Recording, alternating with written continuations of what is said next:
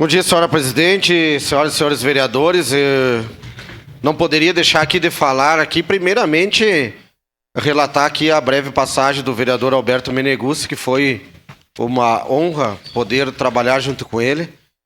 Quando eu assumi a primeira vez a Casa Legislativa, ele era o presidente. Ele sempre gosta de frisar que a primeira posse que me deu foi ele, e eu agradeço porque se tornamos amigos.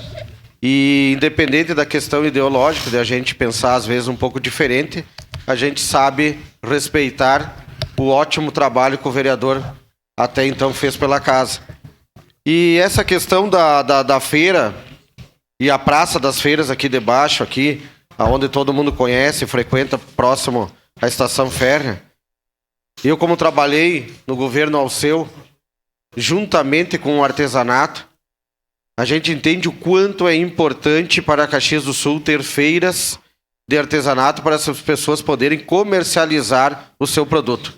Eu sempre conto algumas histórias porque vivi à frente coordenando por 4 anos e a gente teve um ganho muito forte naqueles anos que o ex-prefeito Alceu nos proporcionou que a gente ficasse coordenando esses grupos, e a gente fez várias experiências fora de Caxias, buscava material diferenciado para eles poderem fazer os seus produtos. E a riqueza do artesanato caxiense, ela tem que ser valorizada através da comercialização. Porque dificilmente tu consegue apresentar um artesanato tão bonito se as pessoas não podem ir até o encontro. Então, feiras de artesanato, feiras turísticas de artesanato, a gente tem que proporcionar cada vez mais. Conto uma história que é da dona Hilda Spendorello, que ela formou 2 filhos fazendo artesanato. Então o artesanato, vereador Cadore, ele não acaba não sendo só um hobby, só um passatempo. Ele é geração de renda, trabalho e emprego.